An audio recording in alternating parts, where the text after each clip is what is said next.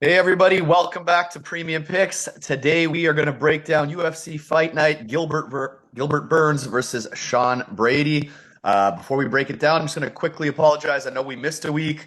It was my daughter in the provincial championships, kids going back to school. They're out of the house again. We got some free time back, thank God. We won't miss again.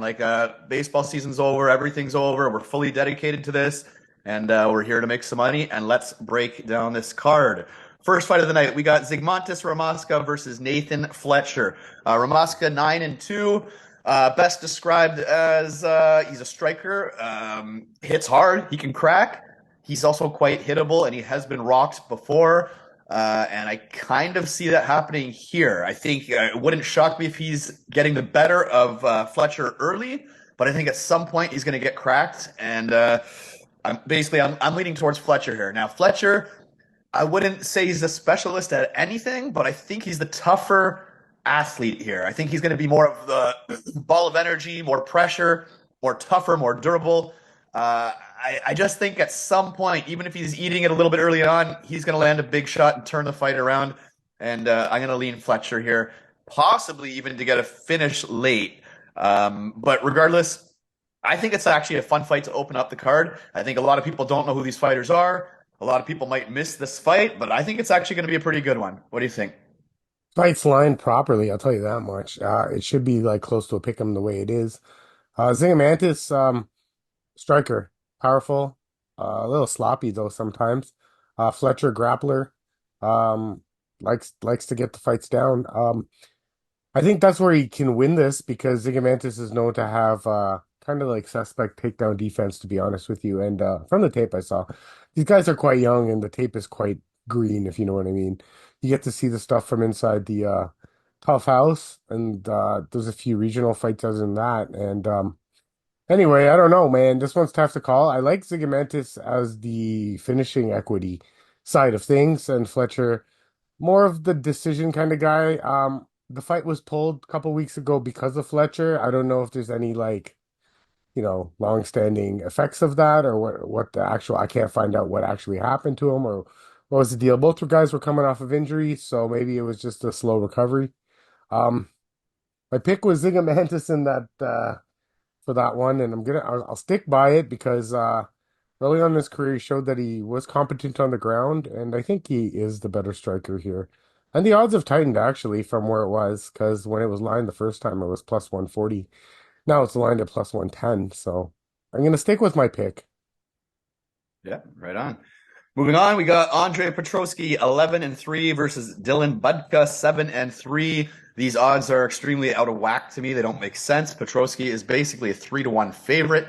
I would never bet on Petroski at 3-1 favorite against anybody in the world just because the guy is a notorious gasser, and Dylan Budka can wrestle, like he can. So if Petroski can't get him down, or Budka maybe gets him down and zaps some of that energy, I don't like guys with cardio issues. I don't like it. If it was dead even, sure, I would lean Petroski. So I think Petroski can win the fight, but at 3-1 favorites, he's not going to be a bet for me. That's for sure. I think all the value is actually on the Dylan side.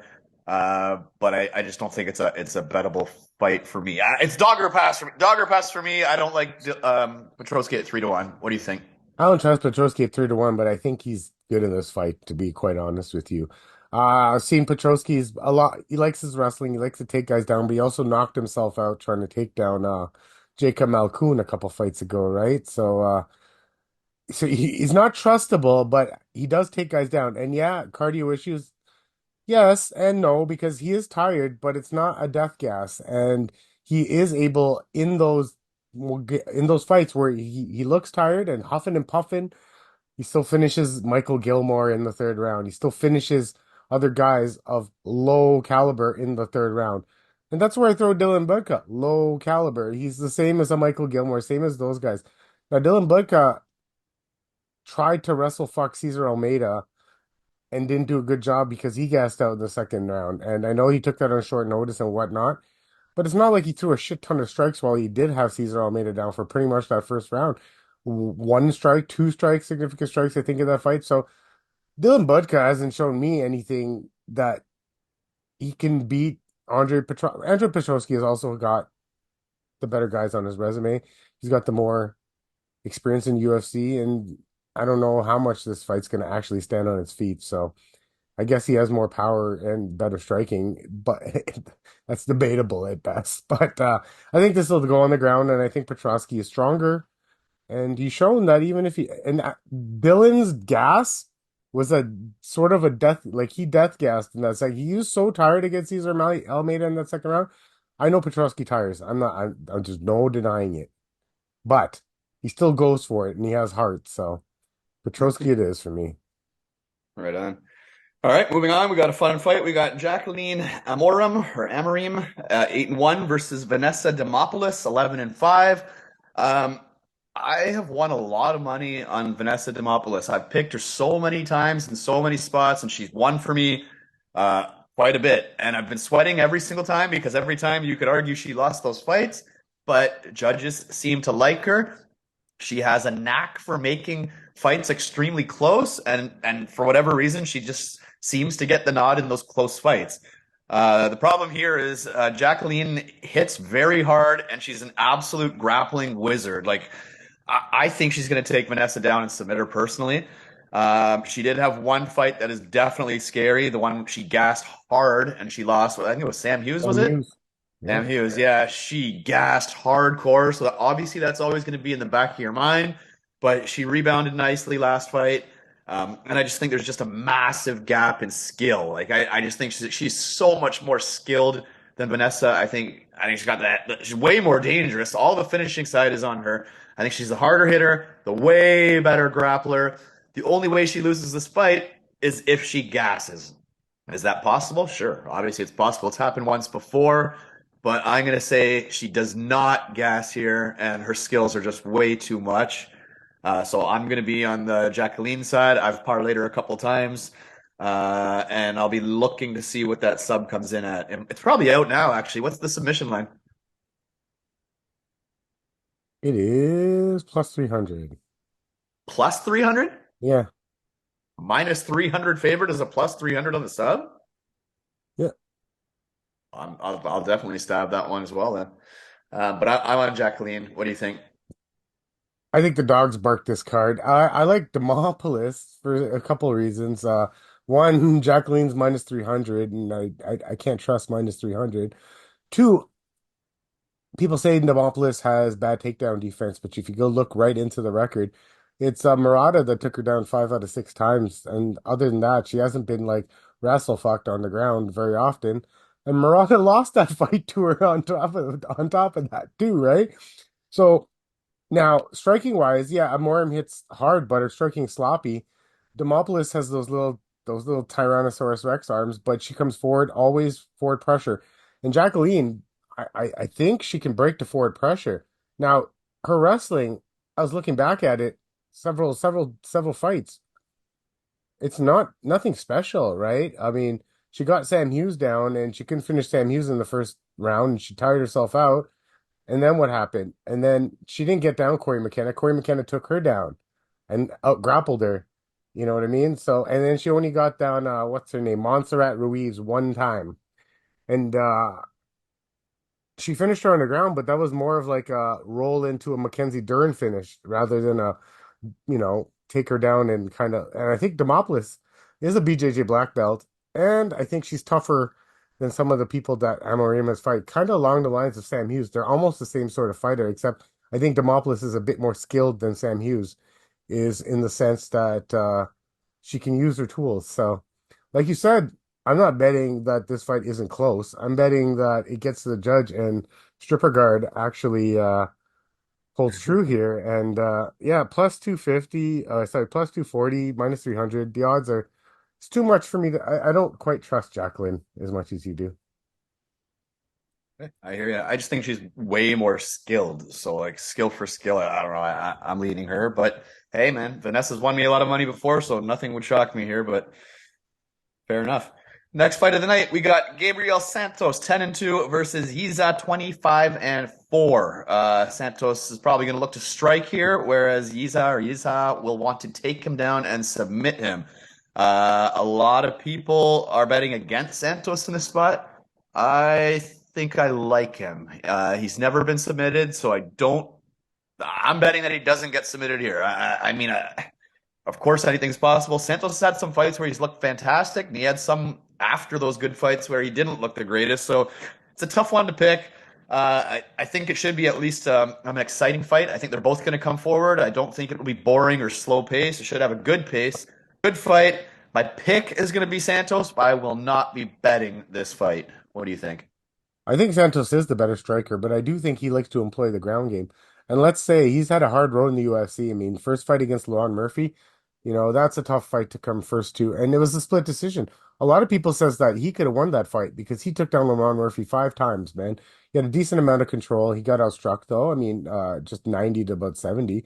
So you can go either way on that one. Then he was up against David Onama. Give or take, I think he might have probably won that first round against Onama. And then Onama just came out and, did David Onama stuff. But David Onama is not a bad fighter at all. Now, Young Ji is the road to the UFC guy. So that's where his fights are all in that Asia circuit. And he tried twice and he won the last one, I think. So I've seen a couple fights though. I've seen one that was very particular. He took down the guy 6 times, but the guy took him down 6 times. So for as much as the wrestling equity that he has, I think he can be taken down. I think Gabriel Santos is the better on the feet, and I think he is comparable on the ground too. Minus 250 is kind of scary, but I also think that he holds more ways to win. So Santos is my pick for this as well. All right. Moving on, another very fun fight. We got Andre Lima, 9-0, best known for getting bit in the arm and getting that bite bonus. And we got Felipe Dos Santos, 8-1, known for kind of being the Charlie Oliveira protege.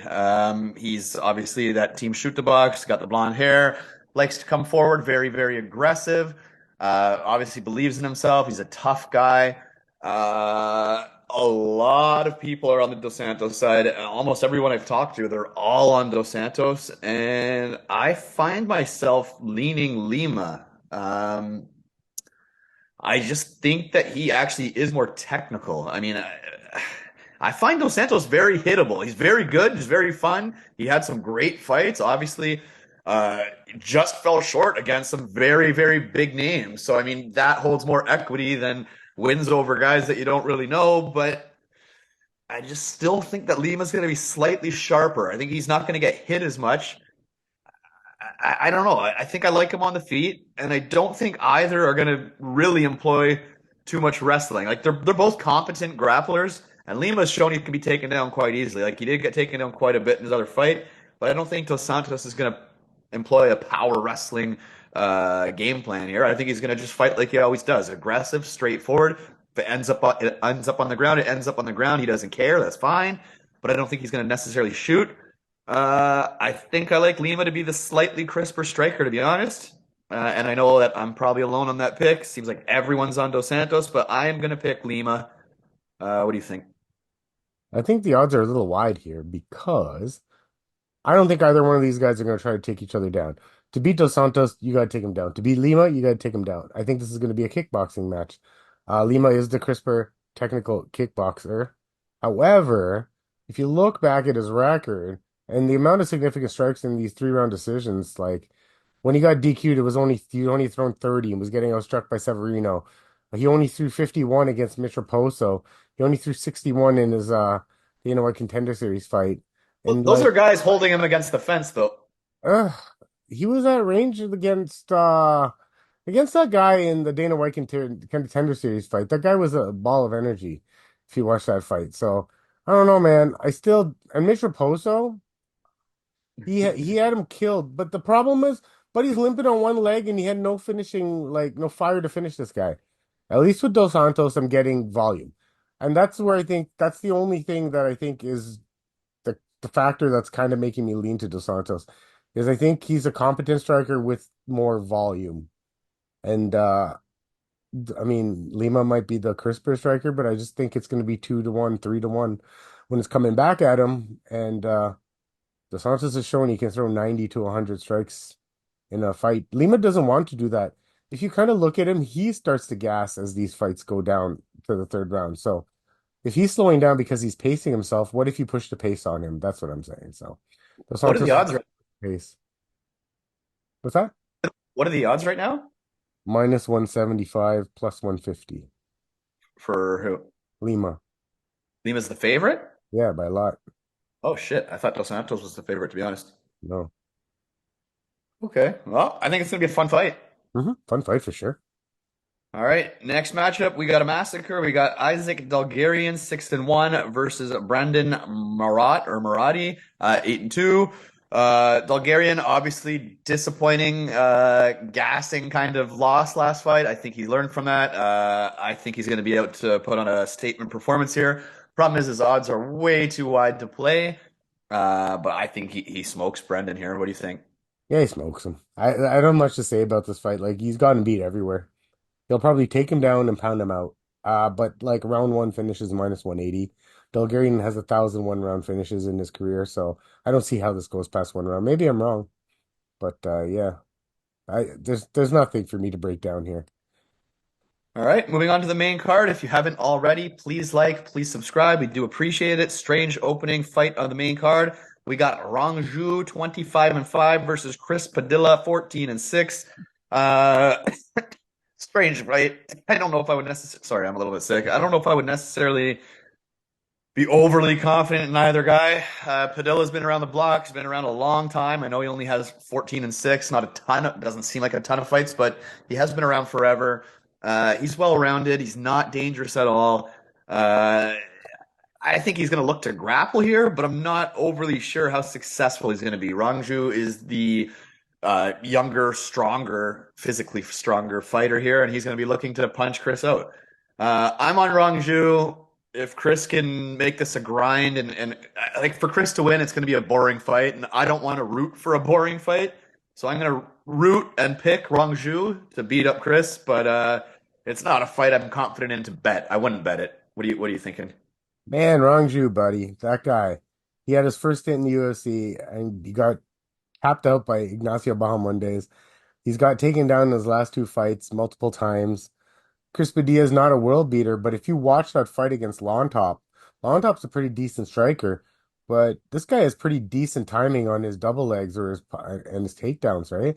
So he's really stepping under and going right at the right time. So I think he's gonna pull that off on Rongju. I think I cannot get behind minus 225 on Rongju for a guy that's showing that losing equity in the UFC and nothing much in those fights that I watched on the road to the UFC. Padilla's not a world beater, but like I think he can take him down. And yeah, the other guy might get up, but like so Lon Top got up a couple times when he took him down in that fight, and then he was giving up his back each time and he got his back snatched up. I don't know if Rongju is gonna make the wrong move, if you know what I mean. So I don't see anything striking wise on either side. Rongju might I think is probably the better striker, but Chris, I've seen it. He doesn't want to stand in there with those guys, and he has great timing on his takedown. So I'm going Chris Padilla by submission because Rongju is ripe for a submission still. So plus 550 is what that's paying. That's decent. I wish I got more. So Yeah, I mean, Rongzhu has a suspect takedown defense for sure. The only thing you can hope for if you're on his side is that he's so young that he could still be improving quite a bit. But we don't know. I mean, we're going to find out. yep. All right, next fight of the night, we got fan friendly Trevor Peek 9-2, the Madman with the one of the best interviews ever, where Bruce Buffer wanted his autograph right in the middle of the octagon during that interview, and he's taking on Yanal Ashmouz 7-1, who's known for absolutely clubbing Sam Patterson, and then he lost his last one. He got I think he broke his arm or something, and then he got grinded out by Chris, what's his name? yeah, you know the guy, the blonde haired fucking, you know who I'm Chris talking about. Duncan. Duncan, there it is. Yeah, yeah. Listen, we all like Trevor Peek's first fight. It was amazing. Every fight since then has been not quite as exciting. He's been looking sloppier and sloppier and sloppier. He's always going to be live in a firefight. He's always going to be live. I mean, this is a fist fight, and the guy comes to fight. There's no arguing that. But there's clear holes in his like technical abilities. And I'm not sure that a firefight is going to work against Ashmouz here. I think he's probably going to eat a big punch. I don't really like his grappling, and I don't love his chances in a firefight here. I am on I have parlayed him in like one parlay. Like it's not going to be like some huge bet of the night, but I do have a bet on Yeah, give me Just I just don't trust Trevor Peek at this point. What do you think? Oh, opposite sides again. I That's great. Hey, that's No, good. it's great. No, I mean Trevor Peaks for me because I think his chin will hold up here, and his chin is he's really durable. He does take a beating, you know what I mean? So Ashmouz showed that he can be outgunned. You know what I mean? And I think Trevor Peak will outgun him with just pressure here, just pressure, pressure, pressure. Ashmouz, what was that last fight against Duncan? He got outstruck 85 to 35. He had no way of coming back, you know, and Didn't he break his arm early in the fight though? yeah, but still, but we know, Trevor Peake ain't stopped coming, right? And on top But of do you, which, do you think? Sorry to cut you off. Do you think Peak is as good as Chris Duncan? no, but I don't think Ashmov is anything to write home about either. Yeah, no, no, neither do I. I don't So, either. like Trevor Peake has shown in his last few fights that he's able to exploit a little grappling too. So, it's not by me that he's not going to take down Ashmove as well, right? Chris Duncan took him down twice. He's a decent wrestler. Trevor Peake's not a bad wrestler if you ever watch his wrestling. It's not bad. The guy has a motor for days, and I think he's just going to outwork Ashmove here. With durability, he has a chin of granite. For now, those chins always fucking go. I'm saying for now, he can be hit with a truck and still go for it. And we'll see. It's not a fight that I really, really target, but I do like the under, to be honest with you. All right, I like it. And then moving on, we have got Matt Schnell, 16-8, coming off a brutal knockout loss, and he is taking on Cody Durden, who is also coming off getting finished. All right, battle of I mean, no, I'm not going to put Durden's durability against Schnell's. Durden's way more durable than Matt Schnell. Matt Schnell actually does have some decent technical abilities. He actually is a pretty good grappler. He actually has decent hands. The problem is he has no chin whatsoever. So even if he's getting ahead and he's leading, it's just a matter of time until he eats a big shot and it's over. And that is unfortunately kind of how I'm going to pick here. And it's like skill for skill. It's not that he's that outgunned here. He's really not. But I think Cody Durden's going to come in with something to prove here. Obviously, he was winning last fight. I bet against him, and I cashed that bet. It was a great bet. But he did look good. He looked good early in the fight, and he lost in the third round. I don't think that's going to happen here. I think he will finish Matt Schnell. What do you think? He's coming in on a week's notice, and I'm so tired of I don't know how to deal with that. Cody Durden slows down when he's on a full camp as the fight goes through. He's gonna go in like a ball of fire in the first round. So if this is a live betting opportunity for me. If Matt Schnell can survive the first round, I think Matt Schnell wins the fight, to be honest with you. Because Cody Durden will slow down. Matt Schnell technically on the feet isn't bad. And yeah, he has a shitty chin. But like if Cody Durden's shooting, that's a bad move here. That's a bad move for him to shoot. But he loves to shoot, and we know he loves to shoot.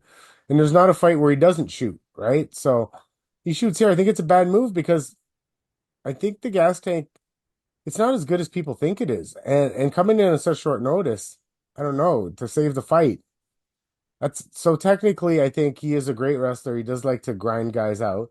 But Schnell on the ground isn't a joke, right? So most of his wins do come from submissions, to be honest with you, right? So if Cody takes this guy down, I think he's in trouble, to be honest with you. So live betting opportunity for me. I think Cody Durden is on a week's notice and has shown a poor gas tank in previous fights. And I'm not saying throw anything crazy on it, but I feel like Schnell loses the first round and you just take a small shot on a live bet. I mean, I feel like Schnell is kill or be killed. So, like, what doesn't go the distance, like fight to finish, or That's probably good. I mean, probably not that. They don't have it yet because it was only announced a couple days ago, so it's not being listed or not even on the app that I'm on. So because I think there's a finish in this fight either way. I think I Durden don't, gets finished or I Schnell don't think gets finished. I think either decision. of them gets finished. Like I think the winner, yeah, you're right. The winner will be finished for Yeah. sure. All right, moving on. We have got Kyle Nelson, 16-5-1 versus Steve Garcia, 16-5. Obviously, actually, both these fighters are on heaters. I shouldn't say just Garcia. Garcia, I believe it's 5 straight KOs, I believe. And I believe they're all extremely early. Fun fighter. Obviously, hits hard as hell. Even his last loss, he was finished very early. So it would kind of, again, this sounds like one of these fights that somebody's going to get finished. Kyle Nelson kind of had a reputation for being chinny a few years ago, but then lately he's had this resurgence and he's looked fantastic. And truth be told, I find myself leaning Kyle Nelson. I mean, it sounds crazy because I think everybody wants Steve Garcia to win. I think everybody thinks Steve Garcia is going to win by an early knockout. And maybe you hedge with an early Steve Garcia knockout, but I don't know. I think Kyle Nelson's a tough guy. He's a big guy. I don't think he's just going to walk it. Like, how many times, if you're training for Steve Garcia, you know this guy's trying to knock you out quick. Like, how many times can he pull this shit off? Um, I'm going to stab the dog here. I'm going to stab Kyle Nelson. And I think when Garcia loses, it's usually him being finished. So dare I say Nelson might finish Steve Garcia, as crazy as that sounds. What are you thinking? I'm on the same side as you, and for a couple of the same reasons. Because I think Carl Nelson's got the dog in him. I also think that what happens when Steve Garcia gets pulled out to the second round, right? You know what I mean? And in every one of these fucking fights that Garcia's in, not only is he knocking these guys out, but he's also getting knocked down too, right? Because I remember him getting knocked down in like the Shaylin Nurembeke fight, so and he was like chinned in the Costa thing, wasn't he? He's not a safe striker. He's not a safe striker. He has the God gift of the death touch, and I don't think he's even quite technical in anything I've seen. You know what I mean? And what else is there to his game? I know, and I'm just talking odds here. What justifies a minus 175 against Kyle Nelson, who's shown a little bit of more well-rounded game? You know what I mean? He's shown against Dohu Choi that he's willing to take a guy down 5 times. So who says he's not going to employ that here if he feels it? He also went up against a power puncher, and I think a better power puncher in Fernando Padilla. You know what I mean? And he stymied that. And I think Padilla is loads better than Steve Garcia, but Steve Garcia has the potent death touch. So you can never book the death touch away.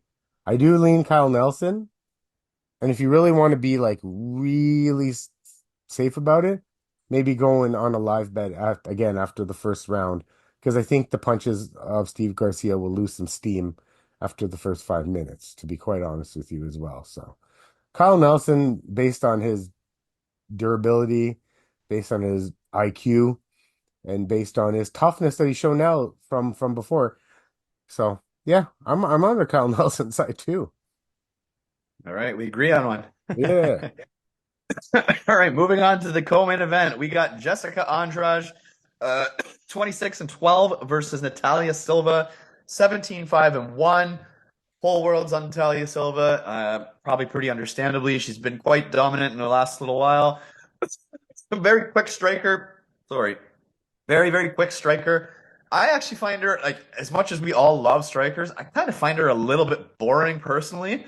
I'd like to see her not back up so much. She kind of backs up and throws kicks and quick hooks and gets out of the way and resets. I get it. She's technical. She's fast. She seems to be ahead of the majority of women's MMA fighters, and I think she's probably more technical, durable, and faster than Jessica Andrade. I don't think Andrade will be able to get a takedown if she shoots. I think Silva's just probably a little bit too fast for that. So I mean, Andrade is going to have to enter the pocket and land a big shot and put her down because she's not going to be the minute winner. There's no way that Jessica Andrade wins the minutes here. She needs a huge moment and she needs to finish the fight. So I think if you're on Jessica Andrade, you almost have to pick by knockout. And I just don't think she's going to be able to find it. I think Natalia Silva is going to be a little bit too quick, unfortunately. Again, I'm one of the few that doesn't like Natalia Silva, but I do think Natalia Silva is going to be way too fast to find. She won't get caught, and she's going to win the minutes. And I mean, Andrade, for all that too, when I say that Silva's kind of a point fighter, Andrade can be finished. She can be chinny sometimes. So even a Silva finish wouldn't shock me, but I do think Silva wins the fight. What do you think?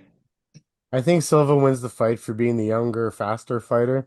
But let's not forget that Jessica Andrade fought everybody, and she's only 32 years old at the same time. If Andrade comes in here with a wrestling heavy game plan and pushes the pace, that's how she's going to beat this girl. My issue with that is the cardio. If she's pushing the pace on Natalia Silva, how's the cardio going to hold up? And the second thing to that is Natalia Silva is a very good matador. She's a very good counterpuncher, right? And my issue with Natalia Silva overall is that the striking's great. Everything's technical as fuck. Trust me. But aside from that first fight where I think it was Jasmine she threw 90 strikes against, every other fight of that has been lacking the volume that I'd like to see. Okay, so like against Arujo in that last fight, she only threw 38 significant strikes, unanimous decision. And 70 against Andrea Lee, that was a bit better. And but 96 against Jasmine, that was the top. And then she finished Teresa Bleda with the spinning back kick, but she was only at 45 to that point in the third round. So I'd like to see a little bit more volume from her. Um, she is moving back a lot. Like you said, that is a problem. I don't know. So this resurgence by Jessica Andrade, I don't know. So if she's going to attack Nadia Silva the same way she attacked Marina Rodriguez in that last fight, then maybe we have some problems here. I don't like the odds at minus 334. They're very wide. They're very, very wide, and it's almost pushing you to take a shot on Andrade.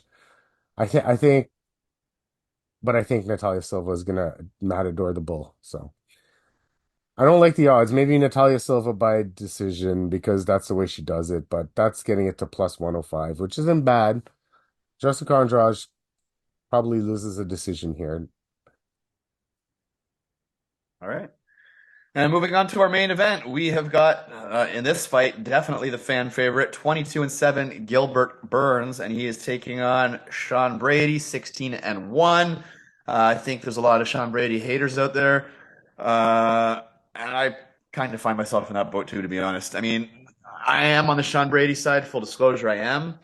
I don't think Gilbert Burns is going to be the better wrestler here, so I don't know how he's going to get on top, and I don't think he's going to be able to submit Brady from the bottom. I think if it turns into a striking fight, neither are great on the feet.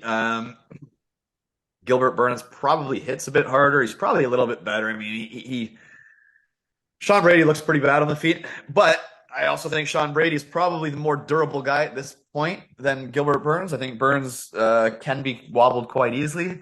Give me Sean Brady, and because it's a 5-round fight, I seem to do pretty good on the 5-round fight finishing, and I think Gilbert Burns can be rocked. It's crazy because Brady obviously wants to submit you. Burns on paper should never be submitted. Brady doesn't like to strike, so how's he going to knock him out? But Burns is kind of chinny. It's a tough one for me to. I don't know. I'm on the Sean Brady side. I hate saying it. I'm rooting like hell for Gilbert Burns. I just can't see Gilbert Burns winning the fight. I hope he does. Give me Sean Brady. What are you thinking? Give me Gilbert Burns. Actually, Yes, I I hope you're right on this one. now give me Gilbert Burns in this situation because what? So Gilbert Burns was winning 2 rounds against Jack Madalena and then got knocked out in the third because he kind of started to tire out a bit. And Madalena came with the pressure, but Madalena's a pressure fighter and he's got wicked striking, right? So not Tom Brady, I was going to call him Sean Brady, doesn't have wicked striking. He has no striking, to be honest with you. And who's the only guy that Bilal Muhammad's ever finished is Tom Brady. Not Tom Brady, not calling the guy Tom Brady, but anyway, Sean Brady. So Bilal Muhammad Thinking finished this about the guy. football game tonight? So like, yeah, there is. But honestly, man, how can you say that Gilbert Burns' durability is any worse than Sean Brady's durability? Because I find them both not durable. Sean Brady lost the last round against Michael Chiesa. He loses third rounds all the fucking time, right? And my counter argument to that is Gilbert Burns has goddamn went 5 rounds on a couple occasions. You know what I mean? He went fucking 3 hard rounds with Chimaev, outstruck him 119 to 108, and he's gone the distance before in five rounders. So. I got to give the cardio edge to actually Gilbert Burns. I give the striking edge to Gilbert Burns. I give the wrestling edge possibly to Sean Brady, but why would you want to take down Gilbert Burns? I'm not saying he's going to tap him out from the bottom, but he can get swept, right? Sean Brady is not the best grappler in the world. He's a good grappler, a great wrestler, but like he pushes that ground game so much, like he doesn't have a plan B. And until he shows me that he has a plan B, no, man, I think Gilbert's the better striker.